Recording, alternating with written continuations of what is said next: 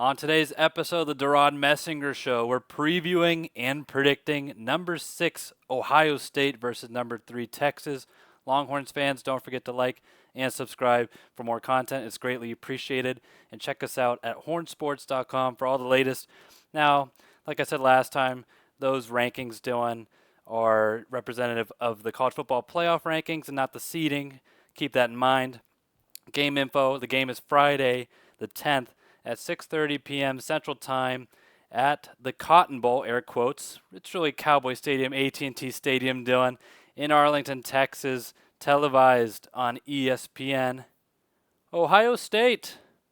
The Buckeyes are favored by 6 points. And why do I pause there, Dylan? Because it is, stake your flag, the first time the Longhorns are not favored in a game this season, surprisingly. Of course, they dropped 2 against Georgia, but they were favored in both of those games.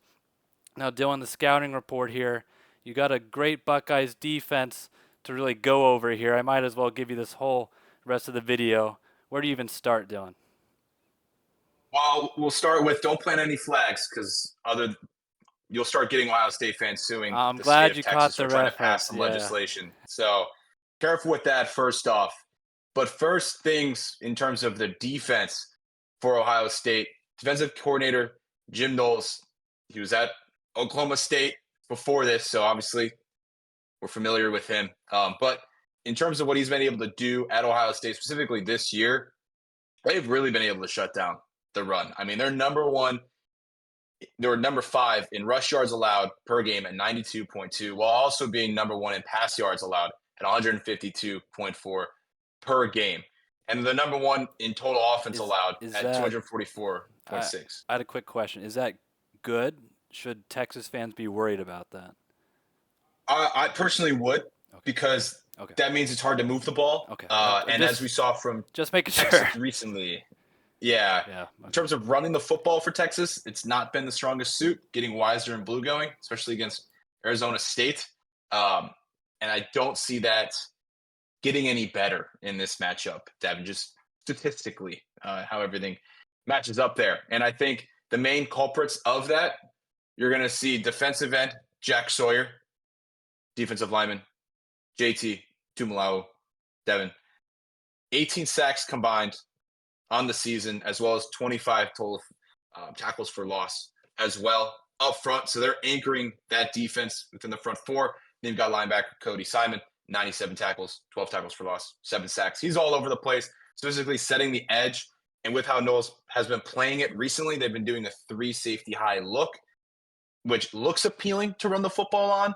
And then all of a sudden, you've got Cody Simon out of nowhere up the middle, or you've got All-American safety, the last guy I'll highlight, Caleb Downs, who Devon seems unblocked most of the time because he's a safety.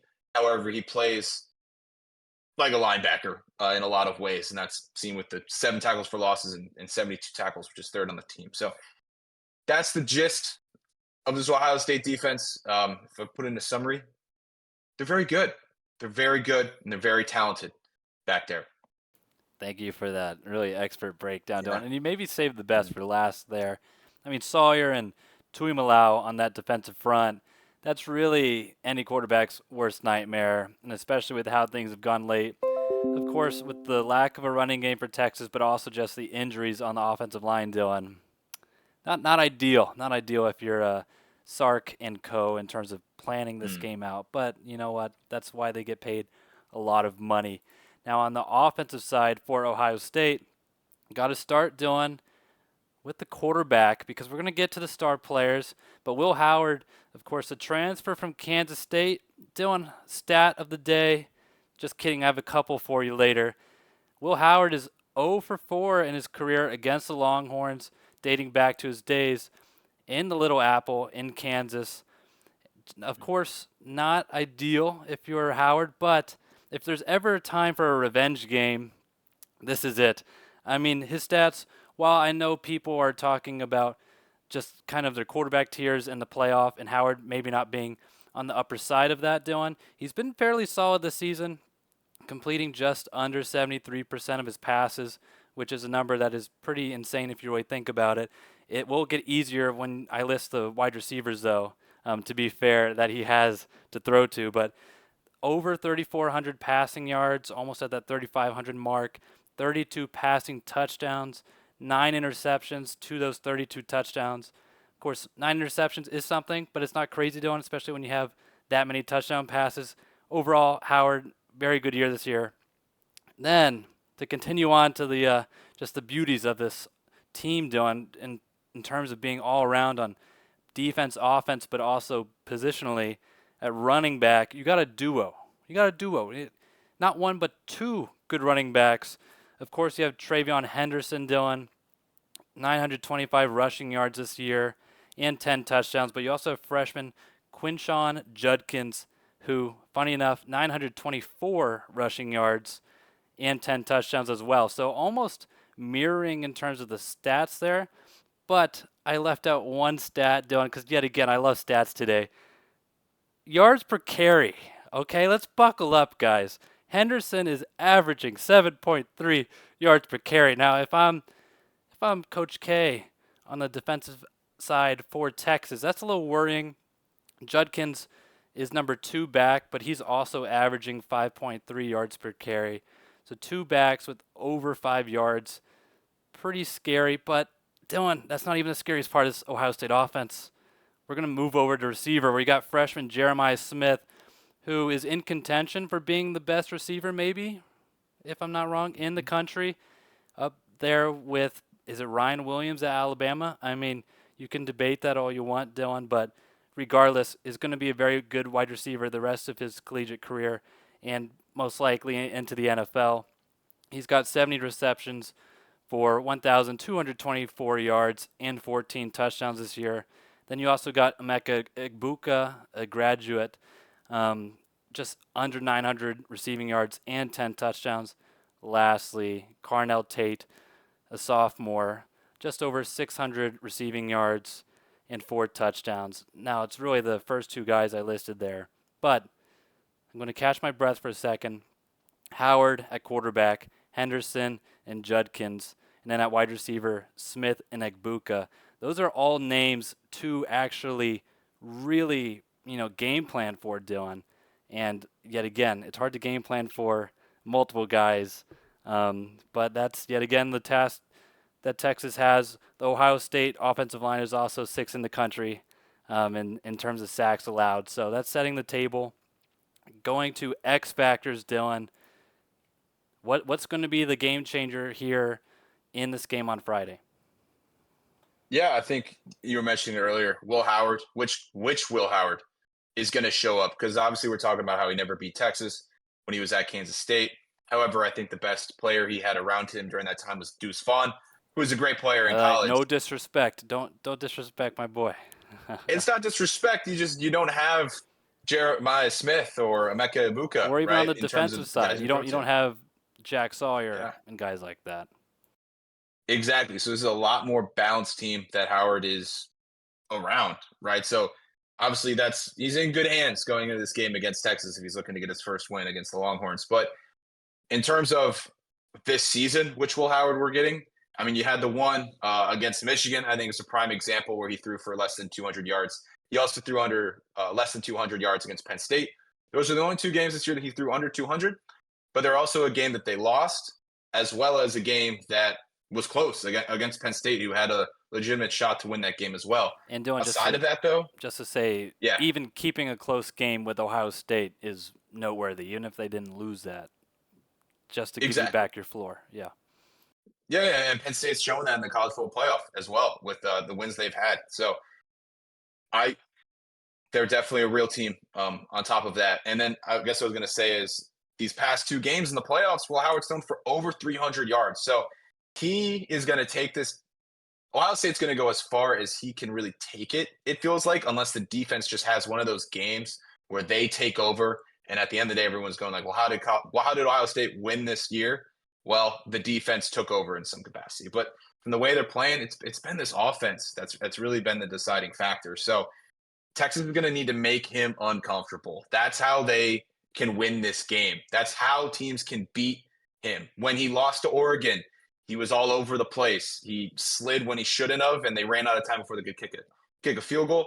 And against Michigan, he was just throwing the ball all over the place. He was taking big hits on plays where he was scrambling, right? So that's going to be a deciding factor. Again, which Will Howard is going to show up because somebody's got to get Smith and Ibuka the ball. And if he's playing like Will Howard of the final game of the regular season, Ohio State's they're going to be in for a close game.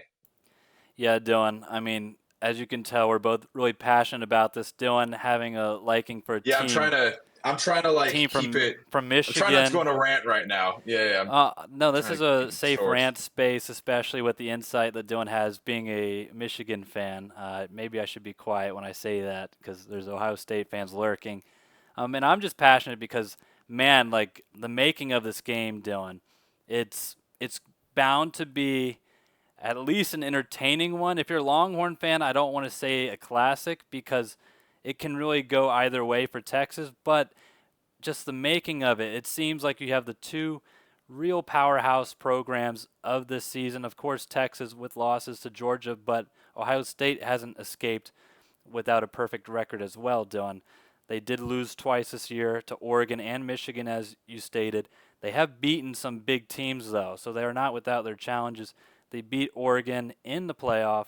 They beat Tennessee. They beat Indiana. They're 12-2 on the year. I'm just setting the table here, Dylan. Don't you worry. Scoring offense, I wanted to just touch on this. 36.4 points per game. Their defensive points per game is 12.1. As you can see, there's quite a spread in those two numbers. Ryan Day's team is coming together, and it helps really, Dylan, when you got Chip Kelly as well as the offensive coordinator, right? I mean, people don't really talk about him too much, but that's the power of having a great staff. I know Sark has quite the staff on his side as well. But needless to say, we're going to get to X factors here. Dylan, I know I like breaking the rules of our X factors, and I told you to embrace yourself and just prepare. Because my X factor in this game is third quarter offense for Texas. Because, guys, it has not been pretty. And Dylan, I told you I had stats for you. This is where we really dig in. The last time Texas scored a touchdown, let me just jog through the memory books here.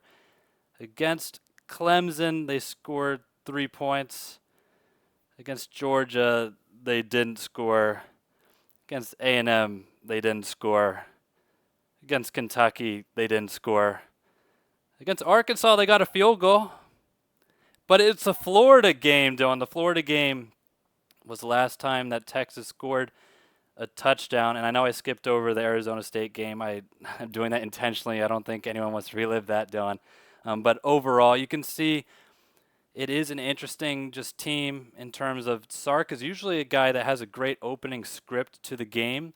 It is surprising that the third quarter doesn't mirror that first quarter, really, because that's a time where you get to regroup. Of course, you get coached up at halftime, and then you send the troops back out there in the second half, and it just has not paid off for Texas. And then third quarter, Dylan, against Ohio State, this is a team that you cannot afford to just really lay back. I mean, even I know we were talking about Joel Klatt, Dylan, mentioning that the first quarter would be the key for Texas. Of course, all quarters are, Dylan, in terms of setting the tone. But this is, historically speaking, this year where Texas has maybe not really played up to their true potential. That third quarter, and even if you want to say the last 5 minutes or so of the second quarter, those are really the key parts for the Longhorns here in terms of not only staying in this game, but if they're up, putting a little cushion on the scoreboard, Dylan, which they haven't done in the past, or yet again, as I just mentioned, hanging in against a juggernaut like Ohio State. So watch out for the third quarter offense. Dylan, we got danger level next. I'm sensing a high rating here. Yeah, I mean, no surprise here. I've got it at a 10. I mean, with Ohio State, how they've been playing since going into the college football playoff, they're the best team in the country. They're the best team out of the remaining four going into this. I think this game has the makings of being the decider on who really wins the championship. I think this is almost a championship game, but a week early in a lot of ways, just with how the talent matches up. So This game's really exciting because it's Ewers playing against the team that he went to his first year, right? So there's an extra factor there. There's Ohio State taking, that loss to Michigan very personally and finding more of like what exactly they do that works for them and that's better than what anyone else can do, and that's passing the football, right? So they're really leaning into that now in order to set up the run game, which is already phenomenal with Henderson and Judkins, and then that defense, right? Like that defense has not really lost them any games this season, other than allowing like 30 plus to Oregon, right? So they've been very solid, very stout this year. So I got it at 10 because I mean, this is the best team This when you as use we it, faced right? all year.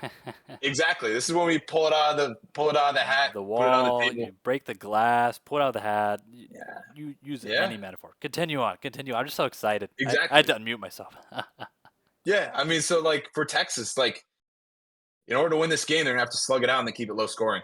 And that's gonna be around like 20 points or so. So it's gonna be a lot.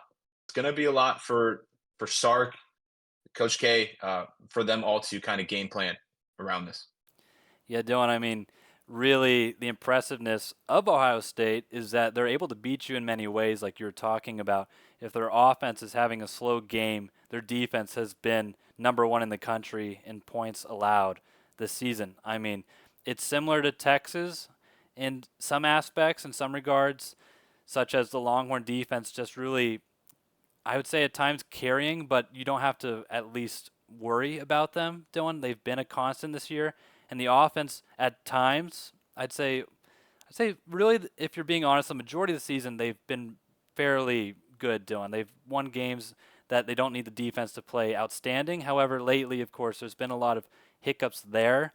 But Ohio State, as I'm kind of alluding to, has been more consistent at that. They did have, of course, the bump in the road earlier in the year to Oregon, and then the loss to Michigan. The offense just wasn't really there. I mean, credit to Michigan, and of course, a big rivalry win for the Wolverines. Dylan, just to hype you up a little bit there. But the danger level for this one, it's got to be a 10. I mean, I talked about breaking the glass on the danger level meter just to make sure it's pulled all the way down.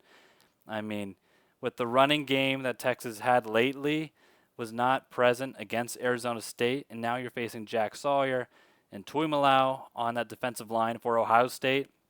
The running game needs to be there, I think, on some level. Now, Dylan, of course, we don't expect for it to be crazy, but it cannot be at the level it was against Arizona State, where it was a non-factor and it just turned into the Quinn show. Now, to my second point here, while you don't want to like rely on it being the Quinn show, Dylan, you need a Quinn show to beat Ohio State. So you need a little bit of the running game, but I mean your quarterback, Dylan, your gunslinger has gotten you this far, and I'm saying that with a smile on my face because I mean we bought the Quinn coin, the Ewers coin. We talked about it in the last video. I don't know how many of y'all listened to us or bought coin with us, but right now we're virtual millionaires. I'm happy about that. But if you're going to beat Ohio State, in all honesty, in all seriousness, you're going to need Quinn to go off. And that's going to mean you're going to have to rely on guys that haven't been there as of late in terms of production. I know I keep on mentioning Isaiah Bond's name and Dylan at this point. It's like, just crying to the sky and hoping that somebody hears me. But at some point, if Texas is going to want to step up at the biggest scene, he's going to be the guy that's needed to step up. Because Matthew Golden, I mean, I'm already ready to build a statue for the man. I mean, in fact, I went to Home Depot. I went to Lowe's yesterday. I bought the supplies. I'm expecting a nice rebate from UT for those supplies. It was an expensive statue. I don't know how much we usually spend for statues, but I'm going to be moving places soon because I don't have much money left. But the Quinn coin, don't worry, guys, will save me there. Anyway, all I'm saying as Dylan's losing his mind at me going in circles. Matthew Golden, amazing. Gunnar Helm, amazing. DeAndre Moore, he's really hit or miss. He's Mr. like microwave man. Isaiah Bond, this is your call to action here for Texas. And then defensively for Texas, stacking up against Jeremiah Smith on the outside.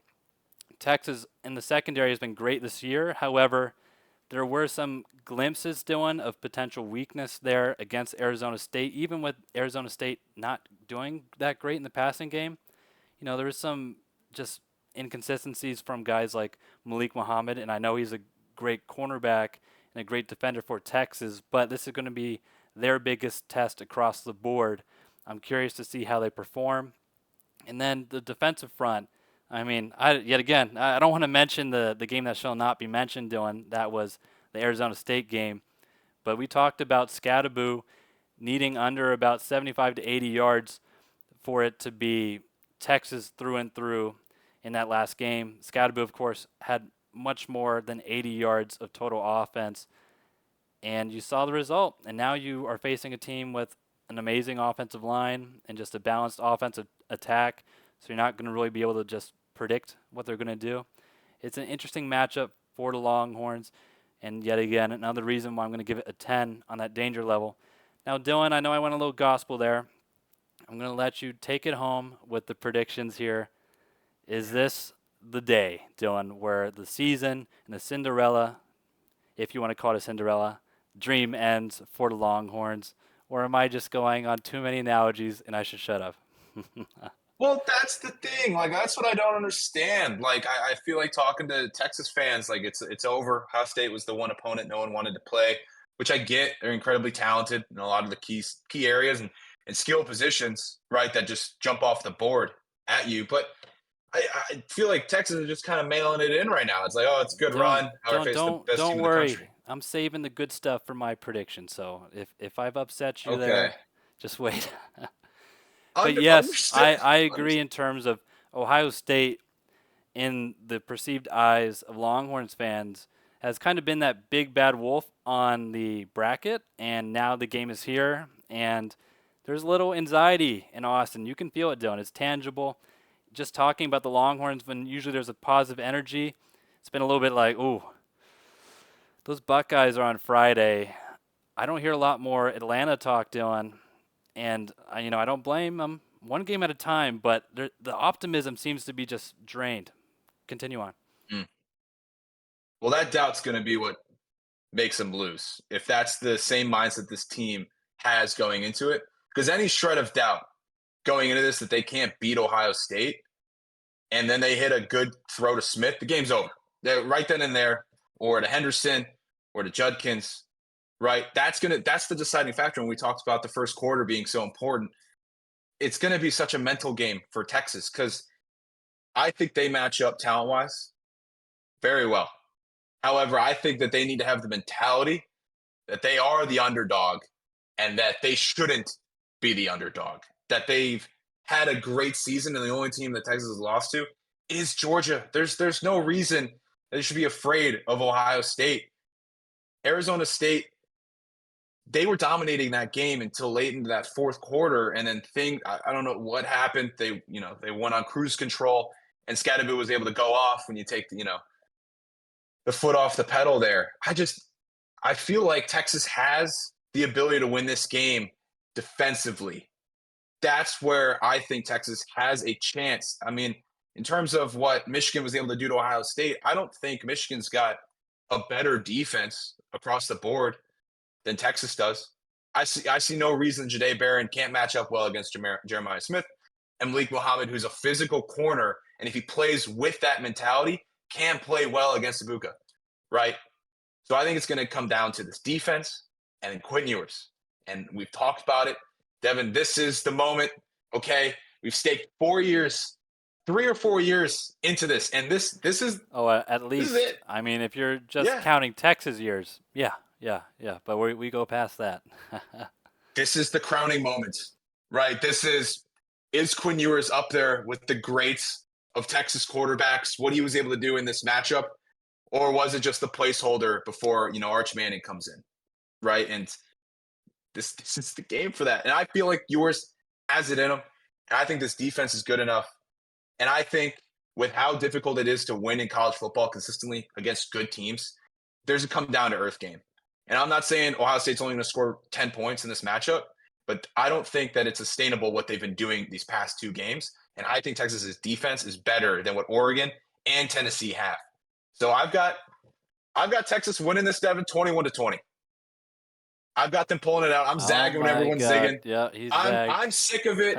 Maybe I've lost my mind, but I've seen what Ohio State is capable of, and there is a definite chance with Texas being able to stop the run game and being able to match up physically against these receivers to at least throw Will Howard off of his rhythm. And at that point, it's just getting a few touchdowns on this Ohio State defense, 2 to 3, in order to win this game. I know. No, you got I know more? It's crazy. Okay, want me to jump in I'm now? Just saying, I'm ready for what you have to say.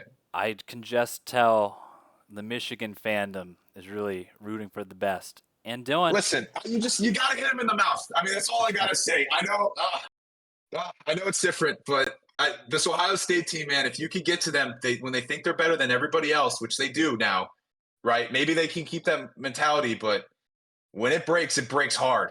And if Texas can, again, go into it with the mindset that they can beat them, you just gotta be physical.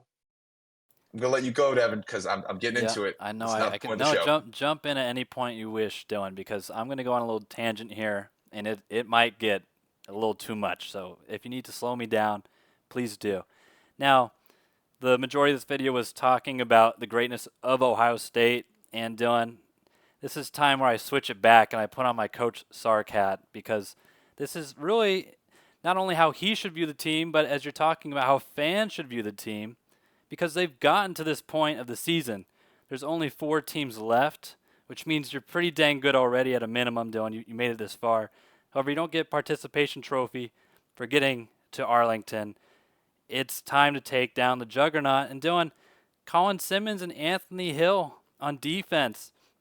We talked about some of those other guys. Jahdae Barron, for crying out loud, won a Thorpe Award. I mean, how often does that happen in Texas history? Of course, they got some, but doesn't happen very often. You've got those guys, playmakers. You know, you don't only have a solid defense, you have a playmaking defense. That's a step up. Consistently has been a top 3 defense in the college sport realm of football, Dylan. I mean, it doesn't get any better than that. However, as we talked about, there's some question marks on offense. Quinn Ewers, I want to say he's 3rd in Texas history, Dylan, in passing yards or the passing stats, major passing stats. Please correct me if I'm wrong, but I want to say last time they showed 3rd. This, as you said, this is his moment. I mean, if you want to really stake the Quinn Ewers era as being an era, Dylan, and as you're saying, not being a bridge, because both of us know it's more than maybe what a lot of fans have given him credit for. I know it seems like the time has come for him at Texas, just with this kind of being his de facto senior year, and with, of course, Arch in the loom, and Ewers now most likely getting picked in the NFL draft. Dylan, I don't want to fast forward here, but he's grown up wanting to be a Texas quarterback, of course, had very high expectations coming into the college sports just setting, but now is a chance where you can really prove a lot of haters wrong, Dylan. You've had haters for multiple years, and when everyone, and I mean everyone, counted you out on 4th and 13 against Arizona State, Longhorn fans, who was it that brought Texas back? It was Quinn Ewers. Oh my God. I mean, Dylan, you were there. I was in despair. I was like, the season's done. I'm gonna have to talk about Arizona State beating Texas for the whole offseason. Thank goodness that didn't happen, but oh my gosh. All that to say, the guy that's been counted out time and time again is the guy that stepped up when they needed him most. And he had one bad interception. I'm not going to, dodge that bullet against Arizona State, but it was Ewers through and through that kept Texas, I'd say kept Texas in that game. During the latter half, I think that's the appropriate verbiage. I think Texas should have been in a position where they wouldn't have to keep into that game. They should have delivered the knockout punch, but did not happen. I know that's a rant I'll have too, is the Longhorns just like to play with their meal, and they don't like to put teams away. But Dylan, this is a game you were talking about in terms of mano-a-mano. If you're Texas and you're coming into this game scared, I don't want you getting on the bus. I heard the roads might be icy. Might be better with less bodies on the bus. Maybe the weight distribution the driving in the snow is better if it's going to happen. I don't want you anywhere near the Cotton Bowl. And yet again, air quotes, I hate the fake Cotton Bowl, calling it the Cotton Bowl. I don't want you near AT&T Stadium. I want you safe in Austin where you can watch this game on television. Because if you don't think we can compete with Ohio State, I don't want you on that bus. If I'm Sark, I'm queuing up Braveheart. I'm queuing up Gladiator. I'm queuing up John Wick, and I mean all the John Wick movies. Because you have to enter this game thinking you're better. I don't care if it's real confidence. If it's fake confidence, if it's like a screw loose, that's fine. You're going to need that against Ohio State because you're going to have to enter this game, as you said, Dylan, delivering that punch early. I'm not saying a knockout punch. I know we would like to see that, but you need at least a punch telling them that you're legit. Because against Oregon in the playoff, you did not see that. I mean, Dylan, it was literally time expiring in the first half before Oregon scored. I mean, it was sad. It was like watching high schoolers go to the elementary school to play with their, pal friends. I mean, it was pitiful. I mean, that might be an understatement. If you're Texas, yet again, I wrote down cocky. You need to be cocky. You need to have some brash confidence. Of course, you're going to have to back it up, but you're going to have to enter with your muscles flexing. And Dylan, it's going to be an interesting ride. Was there any points you wanted to make before I make my prediction? It looked like you were leaning in a little bit. Not anymore. Not anymore. Okay. The thought that was coming to mind, though, is just I feel like Texas does have that ability to close, though. Did you feel like they had that in A&M, too? Like, I felt like with how Texas played, like, they just took it to A&M the entire time, specifically that defense. So that gives me hope in this matchup that they're not just always healing over or letting off the gas and letting another team, get back into this game. I don't know if I would say they can't close. I think closing is fine, Dylan. The problem is that time right before we want to consider it a close. When you should be putting away teams where they enter halftime, like, man, if we get on the scoreboard, like, that dinner after the game is going to be great. They haven't been able to do that. They've kept teams in, such as Arizona State, where it's like, hey, these guys are up on us, but they haven't been the mean bully on the block. They're kind of like the nice older friend that's letting me play. Like, maybe I can get one on them. In this game, you can't afford, if you're in a position where you're up.